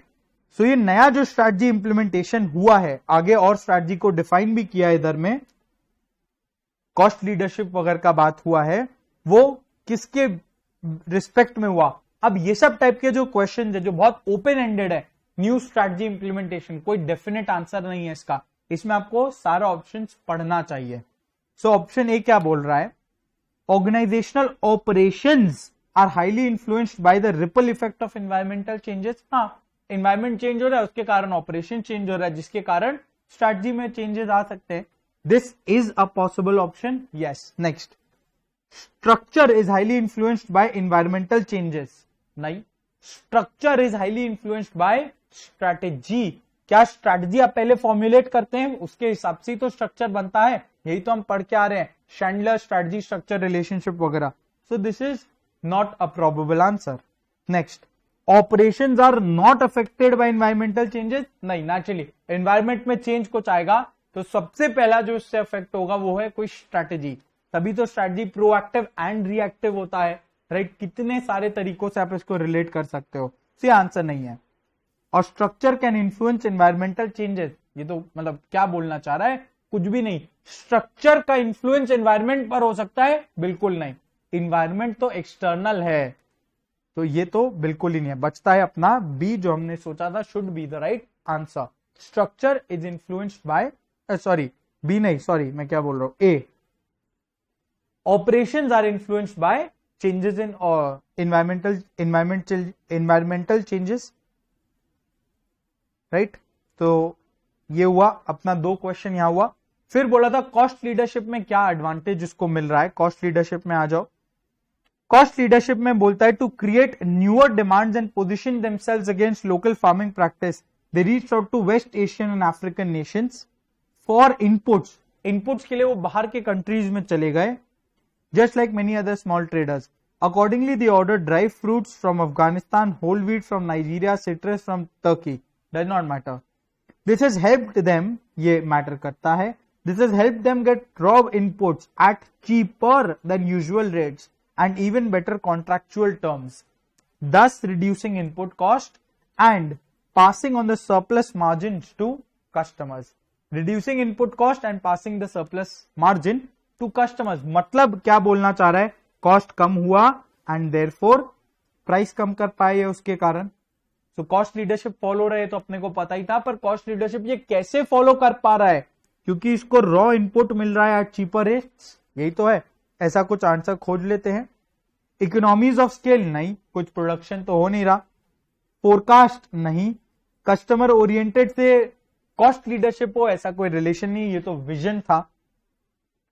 Well negotiated purchase contracts, बिल्कुल. परचेज कॉन्ट्रैक्ट को वो अच्छे से नेगोशिएट कर रहा था, तभी तो उसको चीपर रेट में मिल रहा था, right? So D is the probable answer. Next, O farm marketing strategy is an example of what? Marketing strategy आगे दिया होगा, पढ़ते हैं. Further, marketing team roped in big cricket stars, बड़े बड़े क्रिकेट स्टार्स और सोशल मीडिया इन्फ्लुएंसर्स को उसके मार्केटिंग टीम ने लाया है to make the customers aware about the brand's customer orientation and its benefits. But as the focus was on minimal spending, naturally अभी तो देखा कॉस्ट को कम करना है, तभी तो वो परचेज रॉ इनपुट्स को कम चीपर कॉस्ट में ले रहा है. But the focus was on minimal spending. The team smartly locked in affiliate marketing terms with influencers and celebrities instead of upfront promotion fee. मतलब ये कंपनी ने जो भी क्रिकेट स्टार्स को लाया है या फिर मान लो कोई सोशल मीडिया इन्फ्लुएंसर्स को लाया है, उनको ये बोलता है कि हम आपको अपफ्रंट प्रमोशन फी नहीं देंगे. क्या देंगे? कोई और तरीके से नेगोशिएट कर रखा है, affiliate marketing terms. This also helped in saving a lot of cost initially, right?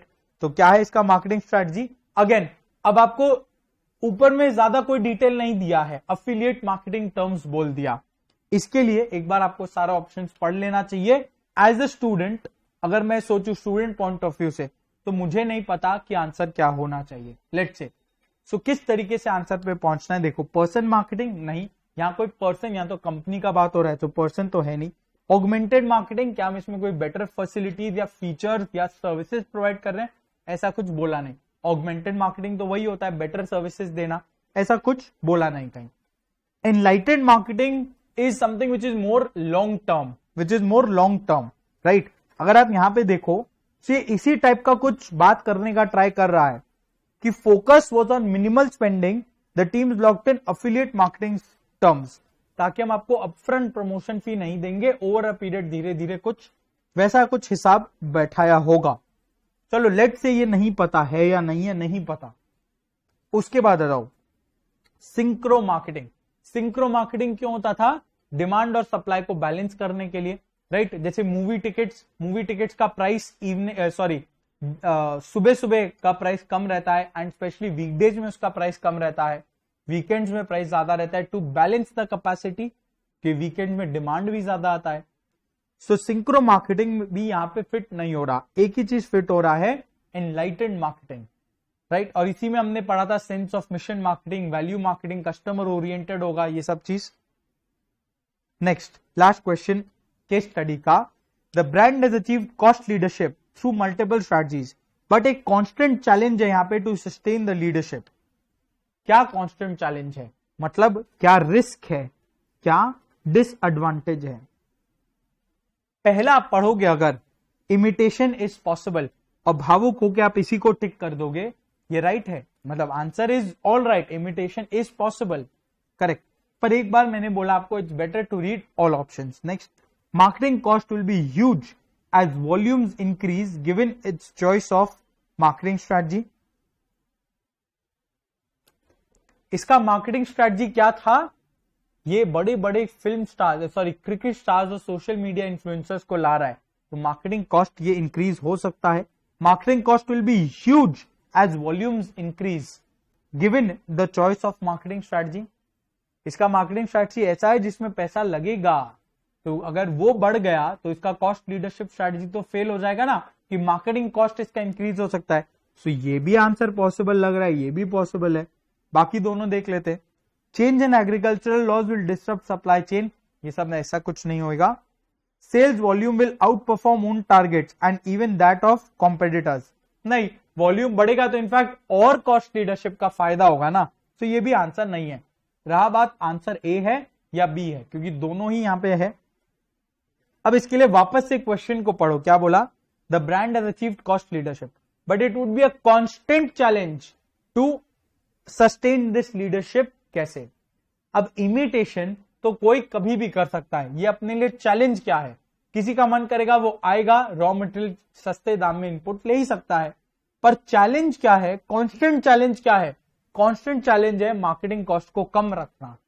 कैसे हम वो डे टू डे ऑपरेशंस में उसको कम रख के रखे ताकि अपना कॉस्ट लीडरशिप सस्टेन्ड रहे, इट डज नॉट डिसअपियर, वो खत्म नहीं हो जाता, राइट, उसको कम रखना पड़ेगा। Therefore B is a better answer considering the question, correct. A गलत नहीं है, अगेन ए गलत नहीं है, but B is a better answer considering the question.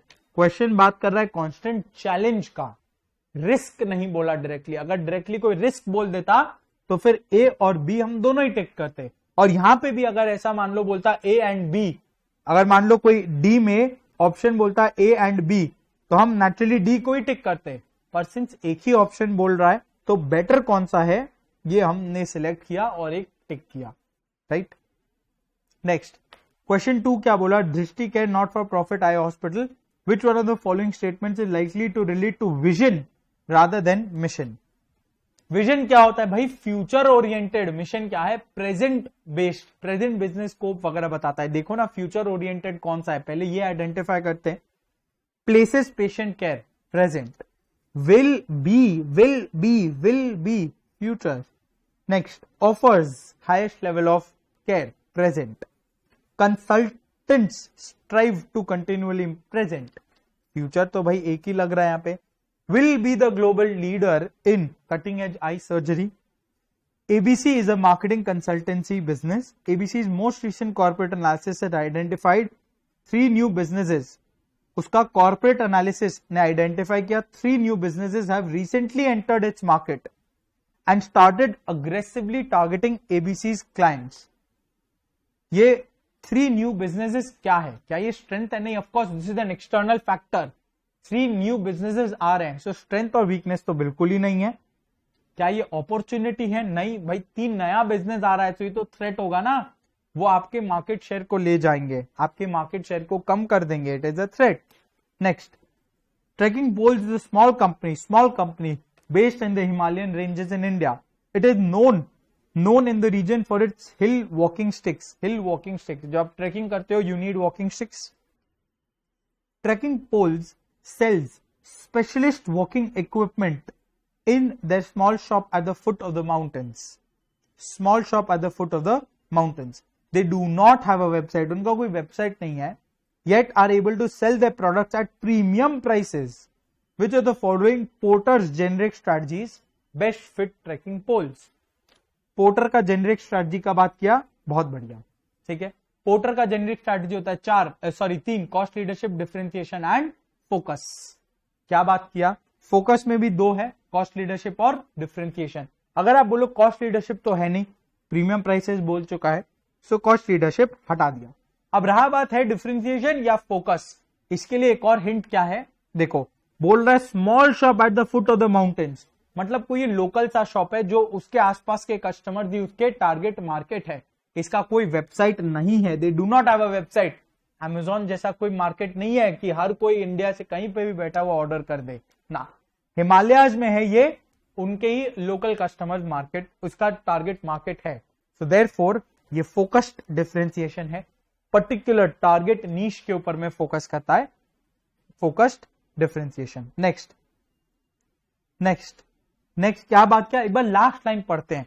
Which one of the following levels का बात कर रहा है, levels of strategy most closely linked to. अब आगे पढ़ लेते हैं। A limited has recently decided to install a new IT system. अच्छा, कहीं पर आईटी सिस्टम इंस्टॉल कर रहा है टू इंप्रूव एफिशिएंसी।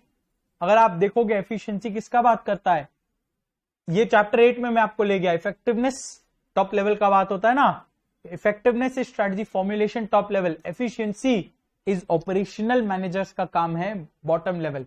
तो मतलब ये कॉर्पोरेट तो नहीं है, ये कॉर्पोरेट और स्ट्रैटेजिक तो नहीं है, राइट। नेक्स्ट क्या होगा, ऑफ इट्स पेरोल फंक्शन। अच्छा, पेरोल में कोई आईटी सिस्टम एम्प्लॉय कर रहा है जिसका जो एफिशिएंसी इंक्रीज करेगा। पेरोल क्या होता है, बिजनेस लेवल है या फंक्शनल लेवल है? Of course functional level manager जी तो इसको करेंगे ना, पेरोल का बात कर रहा है। अरे payroll is a function, it is not a business. अगर कोई वही बिजनेस में बोल रहा था कि वो इस जैसे आईटीसी अगर टोबैको डिवीजन में कोई अपना सिस्टम लगाता, then it would have been business level. पर यहां तो वो पेरोल का बात कर रहा है क्योंकि it's talking about payroll function, right. So ये होगा अपने पास में functional level. Next last MCQ देख लेते हैं, फिर फटाफट से डिस्क्रिप्टिव पढ़ के रैप अप आरटीपी भी डन। देखो, organisation during a strategy planning, इसका लास्ट लाइन आप पढ़ोगे, what is the reason for the same, कुछ समझ नहीं आएगा, तो पूरा ही एक बार में पढ़ लेते हैं। An organization during its strategy planning envisaged entire scenarios and created a strategy framework. Okay, बहुत सारा मल्टीपल सिनेरियो एनालिसिस किया और एक फ्रेमवर्क बना लिया ऑल्टरनेटिव स्ट्रेटजीज का, कौन सा सिलेक्ट करना है वगैरह वगैरह, बहुत बढ़िया बात। But in the mean time after implementation it realized that its framework is not effective in certain unique scenarios. Obviously framework हर सिनेरियो में इफेक्टिव नहीं है। इसका रीजन क्या होगा, पढ़ते हैं सारा ऑप्शंस। स्ट्रैटेजी पार्टली प्रोएक्टिव है, पार्टली रिएक्टिव है, ऑफ कोर्स ये एक रीजन हो सकता है, this can be a reason. Strategy को आप जो बनाए, जो आप शुरू में बनाए वो एक पार्ट है, और जो बाद में उसका जो रिएक्शन आएगा वो अलग पार्ट है। So there are two parts, proactive and then it is reactive as well. So दो पार्ट्स है, ये पॉसिबल है। Lack of analysis, proper planning नहीं, यहां पे तो प्रॉपर प्लानिंग हुआ और आप कितना ही प्लान कर लो पर फ्यूचर तो अनसर्टेन होगा हमेशा, कुछ ना कुछ तो ऐसा हो ही सकता है फ्यूचर में जिसके कारण आपका स्ट्रैटेजी बदल जाए। That is why strategy is reactive ना, तो ये नहीं है। हाईली रिएक्टिव, हाईली प्रोएक्टिव ऐसा कुछ है नहीं। इम्प्रॉपर क्रिएशन ऑफ फ्रेमवर्क नहीं, अगेन कितना ही फ्रेमवर्क आप क्रिएट कर लो पर कल को ऐसा कुछ हो सकता है जिसके कारण आपको रिएक्ट करना पड़े। Therefore part A, option A, strategy is partly proactive and partly reactive. उसके बाद में आओ, नेक्स्ट क्वेश्चन क्या बोल रहा है चैप्टर 1 से। Chapter 1 last line, case study में आपको हमेशा लास्ट लाइन पहले पढ़ना है। Where will you place mister Mehta in the organisational hierarchy, again corporate level, business level, functional level, and explain his role in the organisation. अब पूरा पढ़ लो एक बार। Mister Mehta sharing with his friend an informal discussion that he is to move very cautiously as the decisions taken by him has organization wide impact and involves large commitments of resources. He also said decisions decide the future of its organization. अगर आपको ये ध्यान होगा, ये हम पढ़ते थे chapter 3 में, strategic decision making. Strategic decision making कौन करता है, कॉर्पोरेट लेवल वाले लोग, मैंने आपको बताया था कॉर्पोरेट लेवल वाले लोग, स्ट्रैटेजिक लेवल वाले लोग करते हैं स्ट्रैटेजिक डिसीजन मेकिंग। तो भाई वो मतलब यहां से आपको समझ में आए कॉर्पोरेट लेवल पे बिलोंग करता है और उसका रोल क्या है, पढ़े थे ना रोल पूरा का पूरा। वो डिसाइड करेगा, एलोकेट करेगा रिसोर्सेज को, कौन सा बिजनेस में क्या रिसोर्स करना है, विजन मिशन वगैरह बनाएगा, लीडरशिप प्रोवाइड करेगा, यही सब तो है। आओ अब एसएम में मैं आपको मार्क कराते हुए चलता हूं। चैप्टर 1 के लास्ट पेज में आ जाओ, सेकंड लास्ट पेज में, इनफैक्ट पेज 7, ये देखो strategic levels in an organization, corporate level पे क्वेश्चन आया आपके पास, ये रहा अच्छे से रोल लिखा हुआ है पॉइंट वाइज, बस ये लिख दो। Strategic decision making, development of strategies for the whole organization, mission, vision etcetera, सब कुछ लिखा है, तो इसको मार्क करो आरटीपी, करेक्ट। और ये मैंने भी आपको इंपॉर्टेंट मार्क करा कर रखा है। स्ट्रैटेजिक मैनेजमेंट डिफाइन करो, उसका लिमिटेशंस बताओ। स्ट्रैटेजिक मैनेजमेंट डिफाइन करो, इसको एग्जांपल लिया था उरी का, मूवी का एग्जांपल से समझाया था आपको पूरा। It is a process of creating a vision, उसके बेसिस में हम ऑब्जेक्टिव्स डिसाइड करते हैं, फिर स्ट्रैटेजिक ऑल्टरनेटिव्स क्रिएट करते हैं और एक को सिलेक्ट करते हैं। After that corrective adjustments are made, right. Strategy partly reactive, partly proactive, इस बेसिस पे भी डिस्कस किया हुआ है। फिर उसके बाद में लिमिटेशंस कैसे डिस्कस किया था, कोविड का सेकेंड वेव का एग्जांपल लेकर। सेकेंड वेव, जब फर्स्ट वेव को हमने अच्छे से टाल लिया, बहुत बढ़िया, पर ये प्रिडिक्ट कोई नहीं कर सका कि सेकेंड वेव आएगा या नहीं, डिफिकल्ट टू एस्टिमेट रिस्पॉन्सेज। जब सेकेंड वेव आ गया, क्यों आया सेकेंड वेव, कि भाई इंडिया इज कॉम्प्लेक्स, इतने सारे लोग हैं, इतने सारे अलग अलग रीजन्स है, एनवायरमेंट बड़ा कॉम्प्लेक्स है, complex and turbulent environment. And जब एक बार आ गया सेकेंड वेव, उससे रिकवर करना बहुत ही कॉस्टली प्रोसेस था, it is an expensive affair and बहुत टाइम लगा, कॉस्टली प्रोसेस, टाइम कंज्यूमिंग। इस तरह से मैंने आपको सारा पॉइंट्स याद कराया था, आपको ध्यान होगा। लिमिटेशंस पढ़ लेना, आरटीपी, लिमिटेशंस, 4 पॉइंट अभी तो रिपीट किया ना। उसके बाद चैप्टर 2 में आ जाओ फटाफट से, क्या बोल रहा है देखो, लास्ट लाइन पढ़ो पहले। Senior management are keen to analyze the two options using Ansof's matrix. Directly आपको बोल दिया Ansof's matrix, अब आपका फोकस चला गया Ansoff के बारे में है, क्वेश्चन पढ़ते हैं. Next, Ajanta and Sons Limited are manufacturers of household security alarms. Domestic household के सिक्योरिटी अलार्म्स के मैन्युफैक्चरर्स है ये, for high income group owners. Market Ansoff matrix दो तरीके से एनालाइज करता है ना, product market, right, products and then market. नया प्रोडक्ट है, न्यू प्रोडक्ट है, न्यू प्रोडक्ट है, एग्जिस्टिंग प्रोडक्ट है, या नया मार्केट है या एग्जिस्टिंग मार्केट है, उसके बेसिस पे 4 स्ट्रेटेजिक ऑप्शन देता है. सो इसका मार्केट भी यहाँ पे, प्रोडक्ट भी यहाँ डिफाइंड है हाउस होल्ड सिक्योरिटी अलार्म्स, और मार्केट भी यहाँ डिफाइंड है high income group home owners. मैंने आपको बताया था मार्केट का मतलब एक तो ज्योग्राफी के हिसाब से हो सकता है, and it can be in terms of customer. Customer का सेगमेंटेशन, कौन से टाइप के कस्टमर्स है उनके हिसाब से भी मार्केट डिफाइन किया जाता है. Company is currently reviewing 2 options. Option 1, selling the same alarm, product change नहीं किया, एग्जिस्टिंग प्रोडक्ट है, with different coverings to smaller and low income group household at a lower price. Same product but नया market खोजा, lower income group household पे आ रहा है, मतलब मार्केट डेवलपमेंट. प्रोडक्ट सेम है, नया मार्केट जा रहा है, market development, market development. Next, development of new more sophisticated alarm. नया प्रोडक्ट बनाया, मार्केट देखते हैं क्या है. And a wide range of security services for sale to industrial clients for higher price. यहां पे तो मार्केट होम ओनर्स थे, अब वो जा रहा है इंडस्ट्रियल क्लाइंट्स में, मतलब new market, new product, new market, diversification. तो आप पहले इसमें क्या करोगे, Ansoff मैट्रिक्स को लिख दो, एक लाइन का डेफिनेशन, 4 पॉसिबल ऑप्शंस, उसका चारों ऑप्शन जो उसका है वो आप लिख दो. अगेन सब डिस्कस किया हुआ है अपना बहुत, अरे यार अपना सब डिस्कस किया हुआ है, मैं आपको मार्क करा देता हूं उधर.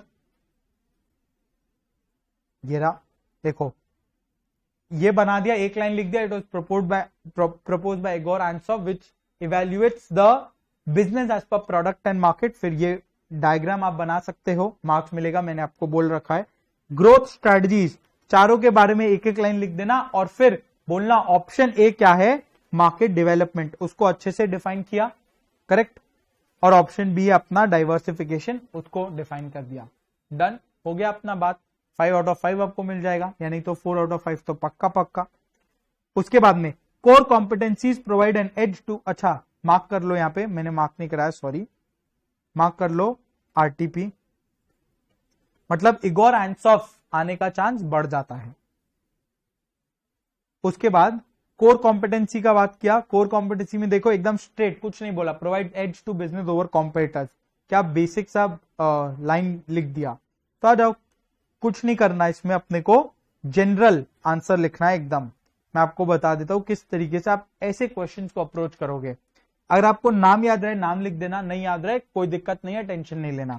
मीनिंग लिखना, 1-2 लाइन का मीनिंग डिस्कस किया हुआ, 1-2 लाइन का मीनिंग लिख दिया. फिर ये लाइन जरूर से लिखना, competencies which are red valuable, VRIN framework को अगर वो मीट करे, they are core competencies and they are a source of competitive advantage. फिर ये डायग्राम आप ड्रॉ कर सकते हो, दिस विल हेल्प. ये डायग्राम आप ड्रॉ कर सकते हो. हालांकि आईसीआई का सजेस्टेड आंसर आपको नहीं बताता है सॉरी, पर आप ड्रॉ करो एग्जामिनर को, examiner will get impressed with this. आप ड्रॉ करो. फिर आप जो एक चीज लिख सकते हो, इसमें एक ही चीज है जो इंपॉर्टेंट है, वो है areas in which core competencies can be identified. Areas बोल दो या क्वेश्चंस बोल दो. सो एरियाज को आप लिख दो प्रॉपर्ली. मैंने आपको डिस्कस कर रखा है कैसे. गूगल अगर माइक बनाए तो वो कोर कॉम्पिटेंस नहीं कहलाएगा. Mike, it provides access to a wide variety of markets, it provides access to application of competencies to other markets, wide variety of markets. Imitation is difficult, मतलब competitor differentiation यहाँ पे आया ना, imitation is difficult to imitate. और C, customer value या customer benefit होना चाहिए, it must provide benefits to the customer. ये सब लिख दिया, more than enough है. तो यहाँ पे लिख लो RTP. उसके बाद आ जाओ, नेक्स्ट क्या बोल रहा है, चैप्टर 3 में क्या बोला है, how strategic decisions differ in nature from routine decisions taken in day to day working of an organization. क्या बोला ये, स्ट्रेटेजिक डिसीजन मेकिंग का बात कर रहा है. How does it differ from routine decisions. मैंने आपको ये एक स्टोरी से रिलेट कराया था क्या, एमआरएफ, अगर एमआरएफ तेल बेचने चले जाए तो वो क्या है, is it a strategic decision or is it a routine decision? भाई वो तो स्ट्रेटेजिक डिसीजन है ना, टॉप मैनेजमेंट का काम है वो लेना। अगर एमआरएफ तेल निकालने चले जाए, एमआरएफ तेल निकालने चले जाए, M multi functional multi business consequences, R involves a lot of resources, commitment of organizational resources, F future, ये फ्यूचर ओरिएंटेड होगा। तेल, टी से क्या होगा, top management involvement, top management ये डिसीजंस लेगा। ई एक्सटर्नल फैक्टर्स का consideration, consideration of factors in forms external environment. L long term, ये लॉन्ग टर्म फोकस रहेगा, significant impact on long term prosperity of the firm. तो ये लिख लो अपना RTP, सब डिस्कस किया हुआ है बहुत अच्छे तरीके से।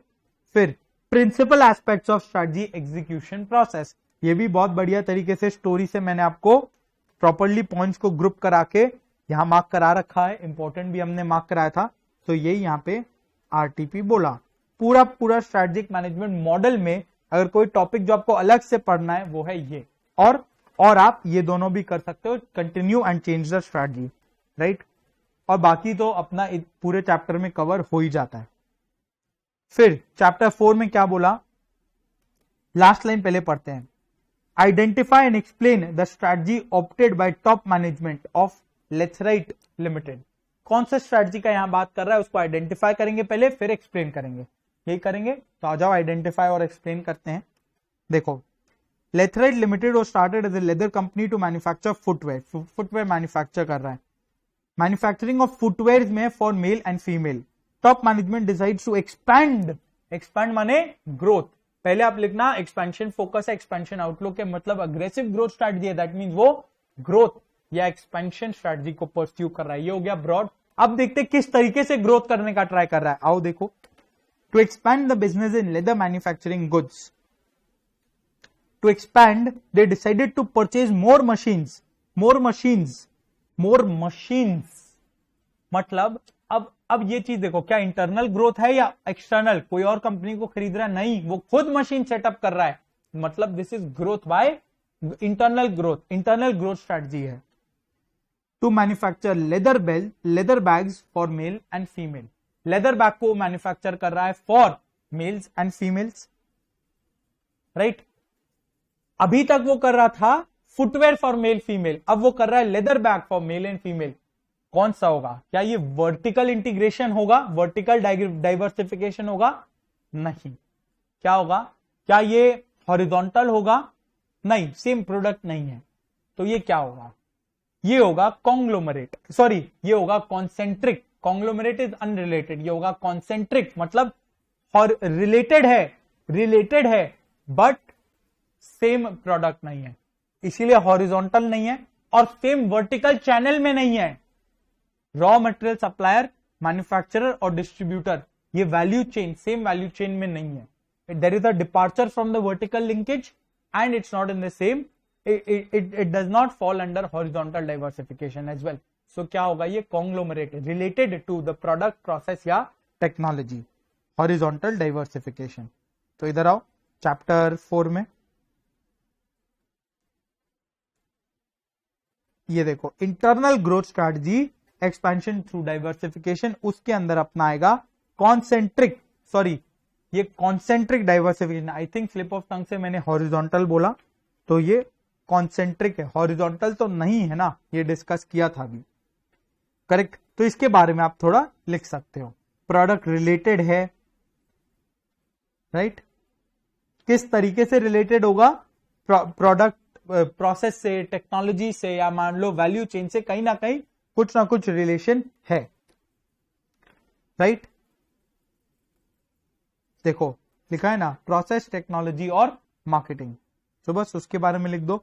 Explain merger and acquisition, merger और एक्विजिशन का डिफरेंसेस है, differentiate between both of them, differences का टेबल अच्छे से बना हुआ है, ये हम लोग इंपॉर्टेंट भी मार्क करते हैं। कहां गया, ये रहा, मस्त, ये देखो, इसी को आप लिख लो आरटीपी, मर्जर और एक्विजिशन क्यों करते हैं या डिफरेंसेस क्या है उनका, सब आपको यहीं कवर्ड है, meaning, status and deal terms, ये फ्रेंडली होगा, एक फाइनेंशियली स्ट्रांग ऑर्गेनाइजेशन है वो फ्रेंडली टर्म्स पे, अनफ्रेंडली टर्म्स पे होता है टू ऑन ये financially strong organisation overpowering a weaker one, वगैरह वगैरह पूरा था ही। State the situations in which strategies are considered by an organisation. अब ये सिचुएशन कहीं लिखा हुआ नहीं है, पर जब आपको ये ऑलरेडी मालूम है, अगर आप थोड़ा सोचोगे किस सिचुएशन में हम मर्जर एक्विजिशन करेंगे और डाइवर्सिफिकेशन नहीं करेंगे, कब करेंगे, जब भाई अपने पास बहुत टाइम नहीं है। बहुत टाइम नहीं है मतलब टाइम कम है, टाइम कम है, उसको पूरा प्रोसेस में नहीं जाना कि भाई ऑर्गेनिकली अपना मशीन बैठाए और सब फिर वो उसको उतना टाइम दे। वो वेल एस्टैब्लिश्ड ऑर्गेनाइजेशन को टेक ओवर करना चाह रहा है, मतलब उसके पास टाइम कम है और उसके पास रिसोर्सेज ज्यादा हैं, रिसोर्सेज हैं टू टेक ओवर समबडी या टू मर्ज, राइट। और उसको सिनर्जी बेनिफिट्स लेना है, जल्द से जल्द उसको सिनर्जी बेनिफिट्स ले लेना है। मन से लिख दिया 2-3 पॉइंट, मोर देन इनफ। नेक्स्ट चैप्टर 5 क्या बोला, इजी एक्सेस, लास्ट लाइन पढ़ते पहले, easy access and its rivals have an advantage to fight off competitors। अच्छा, मतलब कंपटीशन को फाइट करने का कुछ बता रहा है, देखते हैं क्या। easy access is a marketing services company providing consultancy to a range of business clients। okay, easy access and its rivals have managed to persuade, मतलब यहां पे दोनों का इकट्ठा बात हो रहा है, easy access and its rivals, easy access company और उसके rivals included and have managed to persuade the government to require all marketing services company, मतलब जो और कोई अगर मार्केटिंग सर्विसेज कंपनी आए उसके लिए बोल रहा है to complete a time consuming and bureaucratic registration process. मतलब अभी तक कोई ऐसा प्रोसेस नहीं है, कोई ऐसा टाइम कंज्यूमिंग और ब्यूरोक्रेटिक प्रोसेस नहीं है। इजी एक्सेस और उसके कॉम्पिटिटर्स बोल रहे हैं कि जब अगर अब कोई नया मार्केटिंग सर्विसेज का कंपनी आ रहा है तो उनको ऐसा प्रोसेस, टाइम कंज्यूमिंग प्रोसेस और ब्यूरोक्रेटिक प्रोसेस फॉलो करना होगा, उनको फॉलो करना होगा to comply with the code of conduct. क्या क्रिएट किया इसने क्या क्रिएट किया, ये कहीं ना कहीं ट्राई कर रहा है to create barriers to entry. It's trying to create barriers to entry, barriers to entry वो क्रिएट कर रहा है। तो easy access and its rival have an advantage to fight off competitors. Of course अब आपको लग रहा होगा कि बैरियर्स ऑफ एंट्री में गवर्नमेंट का तो कोई पॉइंट है नहीं, कोई पॉइंट है नहीं। आओ मैं आपको दिखाता हूं, ये भी दिखाता हूं। अगेन मैंने आईसीआई से ही मटेरियल से लिया, आईसीआई में भी इसका कोई पॉइंट नहीं है अलग से। देखो कहां गया बैरियर्स टू एंट्री, ये रहा। Set of new entrant, chapter 5 Porter's 5 forces model analysis वाला सेट ऑफ न्यू एंट्रेंट्स अगर आप बात करो पेज 101 में, तो next common barriers to entry, यहां पे कोई गवर्नमेंट का बात नहीं कर रहा, गवर्नमेंट का कोई पॉइंट है नहीं। तो क्या एक्चुअल में अगर आप देखो यहाँ बैरियर्स टू एंट्री को आपको एक्सप्लेन करना भी नहीं है। देखो समझो क्या बोल रहा है, बैरियर टू एंट्री क्रिएट कर रहा है, ये आपने आइडेंटिफाई किया by through the government, right. फिर क्या बोल रहा है, उसका एडवांटेज है या नहीं है ये आपको बताना है। अरे ऑफ कोर्स एडवांटेज है, कैसे एडवांटेज है, नए एंट्रेंट्स नहीं आएंगे, इससे फायदा क्या होगा, सप्लाई कम रहेगा, सप्लाई इंक्रीज नहीं होगा, सप्लाई कम रहेगा, कैपेसिटी कम रहेगा, देयरफॉर डिमांड ये लोग मीट कर पाएंगे, प्राइस ज्यादा रहेगा, प्रॉफिटेबिलिटी बना हुआ रहेगा। यही सब तो है, मतलब आपको टेक्निकली ये एक्सप्लेन करना है, you have to explain this, right. देखो ना, new entrants will reduce profitability, तो यहां प्रॉफिटेबिलिटी रिड्यूस नहीं हो रहा है, प्रोडक्शन कैपेसिटी मेंटेन्ड है, सप्लाई मेंटेन रहेगा एंड मार्केट शेयर मेंटेन रहेगा, राइट। तो ये आप पूरा एक्सप्लेन कर सकते हो। सो पहले आइडेंटिफाई किया कि it's trying to create barriers to entry through the government, और उसके बाद लिख दिया कि बैरियर टू एंट्री क्रिएट करने का क्या फायदा है, ये थ्रेट ऑफ एंट्रेंस वाला। Run done. Explain the various basis of differentiation strategy, आपको बोला हुआ है, ये मैंने आपको बता रखा है। हमने इतना अच्छा सर्विस किया, जो हम लोग को इंटर्नशिप मिला था, इंटर्नशिप मिला, इतना अच्छा सर्विस दिया इंटर्नशिप में, इतना डिफरेंशिएटेड सर्विस प्रोवाइड किया इंटर्नशिप में कि कंपनी ने हमें PPO ऑफर कर दिया, प्रोडक्ट प्राइस ऑर्गेनाइजेशन, राइट। ये अपना पढ़ा हुआ है डिफरेंशिएशन। अच्छा, डिफरेंशिएशन का तो अलग पेज था, मेरे पास यहाँ है नहीं, मैंने आपको जो 2 अलग अलग पेजेस दे रखे हैं डिफरेंशिएशन का, उसी में था डिफरेंशिएशन का सेकंड पेज में आप देखोगे, या फर्स्ट पेज के एंड में ही है, basis of differentiation PPO। Next, state the factors of human resource that influence employees competence. Human resource में वो फैक्टर्स को डिस्कस करो दैट इन्फ्लुएंस कॉम्पिटेंस। क्या? रिक्रूटमेंट, पहले रिक्रूटमेंट हायरिंग होता है, फिर उसका ट्रेनिंग दिया जाएगा, उसके बाद में performance appraisal and then last में कॉम्पेंसेशन। ये सारे फैक्टर्स है to influence employees competence. Mark करा रखा है, इंपॉर्टेंट मार्क कराया हुआ है ये आपको। एचआर स्ट्रैटेजी में आ जाओ सीधा, एचआर स्ट्रैटेजी में आओ। ये आरएनडी हो गया, इसके बाद है एचआर। ये रहा एचआर, एचआर का ये रहा factors influencing employees competence. RTP mark कर लो, पेज नंबर है इसका 140। स्ट्रेट 4 मार्क्स आपको मिल जाएगा, यूजुअली 5 मार्क्स का आएगा, पूरा मिल जाएगा। Right short note on publicity and sales promotion. 4 P's, 7 P's है पर 4 P's का अगर बात करें, product, price, place, promotion. Promotion में 4 टूल्स और पढ़ा हुआ है। क्या? सेल, पहले पर्सनल सेलिंग, एडवर्टाइजिंग, उसके बाद publicity and sales promotion. Sales promotion वो है जो बाकी के तीनों में नहीं आता, डिस्काउंट, एग्जीबिशन वगैरह। सो पब्लिसिटी और सेल्स प्रमोशन को अच्छे से आप डिफाइन कर दो, डिस्क्राइब कर दो विथ एग्जांपल्स। जितना आप एग्जाम्पल लिख सकते हो लिखना, एग्जाम्पल्स लिखना, उससे क्लैरिटी मिलता है, उससे आपका आंसर बड़ा होता है। एग्जाम्पल लिखना स्ट्रेट फॉरवर्ड है। यहां पे मार्केटिंग स्ट्रैटेजी में आ जाओ। मार्केटिंग स्ट्रैटेजी में ये रहा, पेज 124 में देखो, 4 टूल्स यहां आया आरटीपी से क्वेश्चन, आरटीपी में इससे क्वेश्चन आया। नेक्स्ट चैप्टर 7, बस 4 क्वेश्चन और। क्या बोल रहा है चैप्टर 7? Bunch limited. अच्छा, आपको ये क्वेश्चन मुझे मार्क कराना था, ये क्वेश्चन मार्क करके रखो, ये क्वेश्चन मार्क करके रखो, एक कहीं पे नोट कर लो या मार्क करके रखो।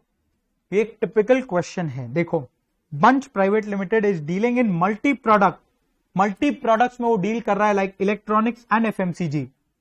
ठीक है, इलेक्ट्रॉनिक्स में है, एफएमसीजी में है, एंड उसके डिफरेंट सिटीज एंड मार्केट्स में वो ऑपरेट कर रहा है across India. Due to the scale of operation, it is having technical difficulty in dealing with distinct product lines and markets, especially in coordination and control related problems. Identify and suggest an ideal organization structure in resolving the problem. Maximum लोग, आपका एक human error होगा इसमें, maximum लोग आप क्या करोगे, आप भावुक होगे, मल्टी प्रोडक्ट, अच्छा मल्टी मार्केट्स, ये तो डिविजनल स्ट्रक्चर होगा, ये तो डिविजनल स्ट्रक्चर होगा। क्यों? क्योंकि ये मल्टी प्रोडक्ट्स में है, मल्टीपल मार्केट्स में है, डिविजनल स्ट्रक्चर फॉलो करना चाहिए इसको। और आप ध्यान से क्वेश्चन पढ़ो और ध्यान से केस अगर पढ़ो, क्या बोला है, आइडेंटिफाई, चलो देखिए अभी के लिए डिविजनल है, and suggest an ideal organisation structure in resolving the problem. यहां पे क्वेश्चन बोल रहा है भाई ये ऑलरेडी डिविजनल, ये जो कंपनी है it is dealing in multi product, मतलब ये ऑलरेडी डिविजनल स्ट्रक्चर में है, ये फॉलो कर रहा है, पर उस स्ट्रक्चर में फॉलो करके इसको क्या प्रॉब्लम हो रहा है, coordination and control related problems हो रहा है, coordination and control related problems हो रहा है। देयरफॉर वो ये प्रॉब्लम को कैसे ठीक करेगा, by following M form, multi divisional structure, एक एडिशनल लेयर ऑफ मैनेजमेंट लगाओ। यही तो लाइन मैंने आपको इस पूरे चैप्टर में, इस पूरे टॉपिक एम फॉर्म में इंपॉर्टेंट बोल के मार्क करा रखा है, और इस लाइन से ही देखो केस स्टडी आया हुआ है। देखो चैप्टर 7 में आओ, ऑर्गेनाइजेशन स्ट्रक्चर, फंक्शनल हुआ, डिविजनल के बाद मल्टी डिविजनल, एम फॉर्म। अगर आप ये वाला लाइन पढ़ो, it was developed in response to coordination and control related problems in large forms. मतलब जब हम कोई डिविजनल स्ट्रक्चर फॉलो कर रहे हैं, और वेरियस डिविजन्स के बीच में कोऑर्डिनेशन कंट्रोल रिलेटेड प्रॉब्लम्स है, तो हम फिर जाएंगे एम फॉर्म में, एक additional layer of management create कर देंगे। एम फॉर्म यहां मार्क कर लो, आरटीपी लिख दो, RTP. How can you differentiate between transformational and transactional, कैसे आप डिफरेंशिएट करोगे? ये तो स्ट्रेट फॉरवर्ड क्वेश्चन है, लास्ट में है, दिया हुआ है, ये रहा आरटीपी, डिस्कस भी किया हुआ है हमारा, डिफरेंसेस बोल के आ ही सकता है आराम से, आरटीपी में दे दिया, लो। उसके बाद क्या है, चैप्टर 8 बोलता है, चैप्टर 8 का 2 क्वेश्चन है। एक क्या बोला, explain the steps to initiate the change, simple सा 3 पॉइंट था ना, ये मैंने रिलेट किया था प्रॉब्लम कल्चर के साथ। सबसे पहले आप डायग्नोज करते हो, that means you understand the need for change. उसके बाद आप बात करते हो सबसे, you talk to them, creating a shared vision, and after that you आप एक्शन लोगे टू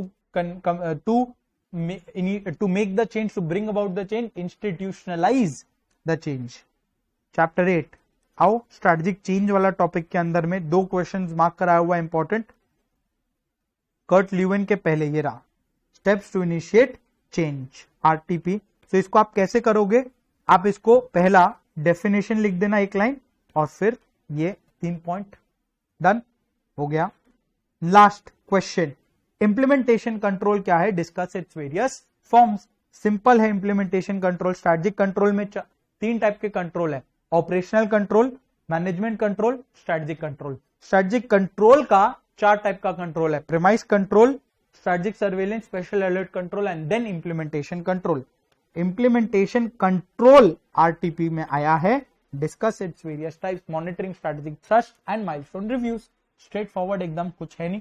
इसको डिफाइन कर दो पहले इंप्लीमेंटेशन कंट्रोल को, और उसके 2 parts, 2 types, that's it. Done, बताओ आरटीपी डन, सारा क्वेश्चन सॉल्व, डन। सो बस यही है, बाय बाय।